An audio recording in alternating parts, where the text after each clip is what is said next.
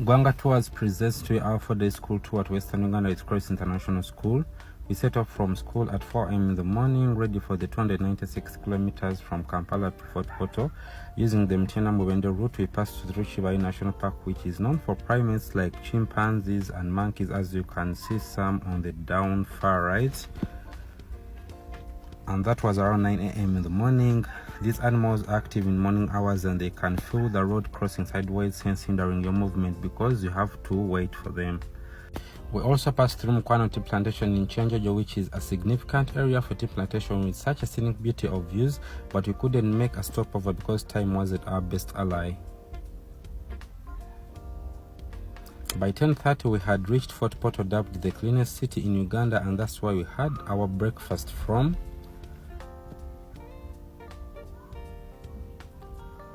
Our first tour was Toro Kingdom, located on Karizika Hill overlooking Fort Portal City.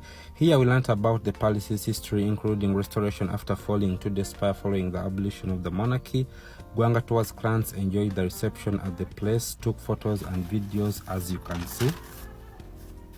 In a blink of an eye, we had already set off to Budibujo district, which offered a mix of adventure due to its hilly landscape and sharp corners, roads that are somewhat scary but enjoyable to see. These roads need careful and experienced drivers, most importantly, the mercy of God. By 2 p.m. and some minutes, we had reached Sempire Hot Springs, which are situated in Semliki National Park. Here we were taught about the female and male hot springs formation story, but primarily the female hot springs are more attractive due to their sparkling water, hotter up to 100 degrees exceeding normal temperature, and you're advised not to drink the water even at its cooling.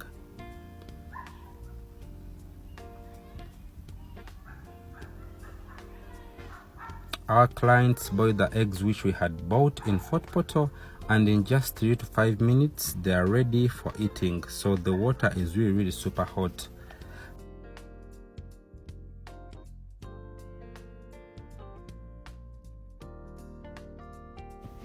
Having lunch on board due to time management, by 5:30 we had reached Amabere Caves, also known as Amabere Nyinamwiri, located in Fort Portal City. By the help of the site guides here, we did a minimal hiking to the falls and breasts of Nyinamwiri, which drip a milk-like substance, and we were taught historically that Nyinamwiri's breasts were cut off by his father King Bukuku and thrown in the caves due to her refusal to get married to a man her father had selected for her. However, geographically, these are stalactites and stalagmites formed as a result of chemical reactions in the area. Well, with those 3 tour sites, we were able to complete our first day of touring Western Uganda, dining and sleeping at Kamakame Hotel in Kasese.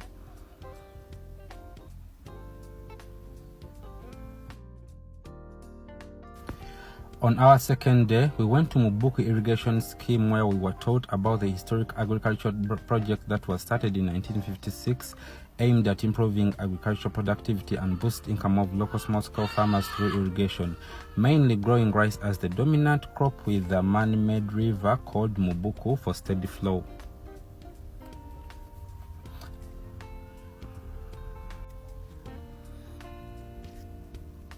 After our lunch at midday, we headed to Mount Rwenzori for a memorable hike, passing via River Mubuku with ice-cold water that is not advisable for bathing and drinking, but rather providing an adventurous view. Our clans taking photos and videos at River Mubuku on the quarry-like stones. As you can see, you have to jump over those rocks. So that's where the hiking to Mount Rwenzori starts from.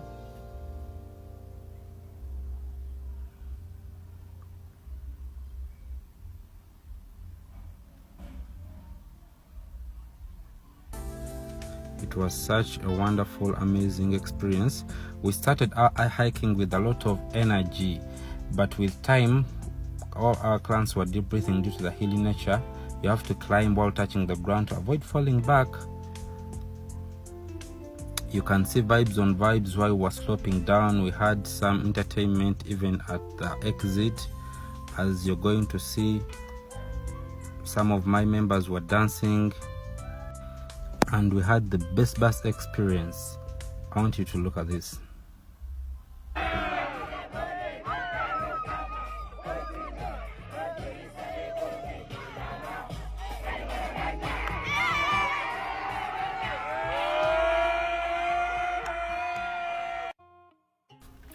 On our day 3, we set off at exactly 9 a.m. to go to Queen Elizabeth National Park, starting with Katunguru Bridge, which lies over Kazinga Channel with 951 meters above sea level.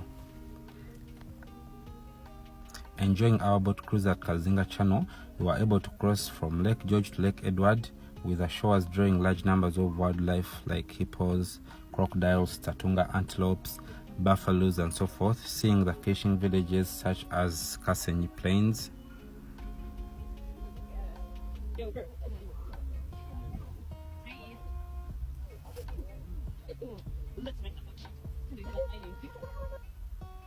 After the boat cruise, we proceeded to Queen Elizabeth National Park, that side of the wildlife, seeing animals like elephants, waterbucks, antelopes, zebras and many others.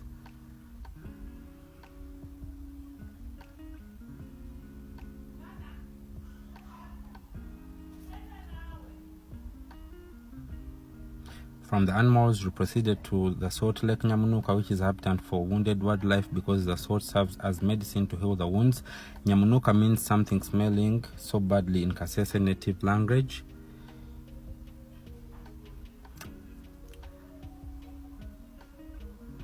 At the lake distance, they sell African ornaments like cowrie shells, chains, wrists, handbags, hats, and so forth at a relatively manageable amount.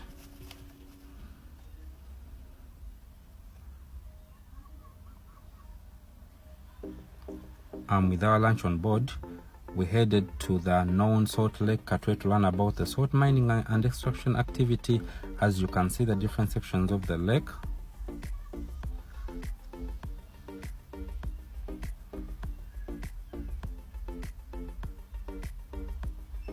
We also made a stopover at the Equator in Chikorongo, also located in Queen Elizabeth National Park.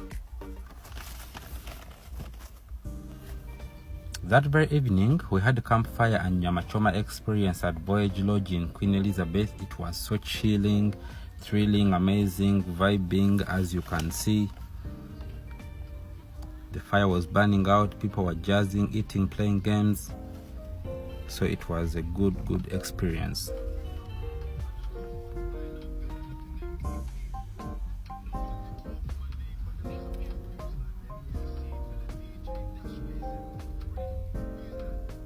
Lastly, on our 4th day, our last day of enjoyment with learning, we passed by a busy district with a view of the Creator Lake in Nkute, which is shaped like the map of Africa.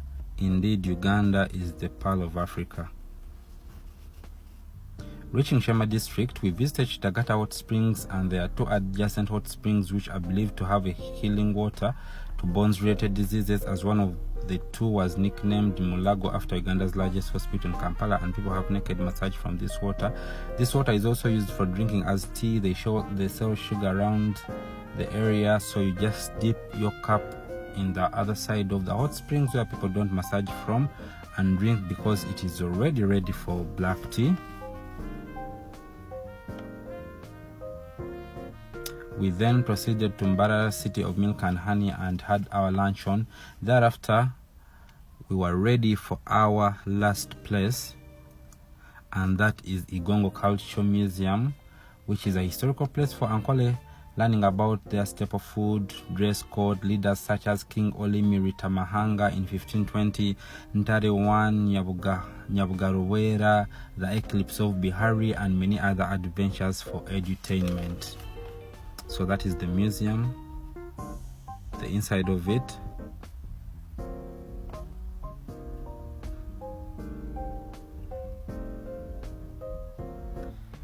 Time wasn't our ally.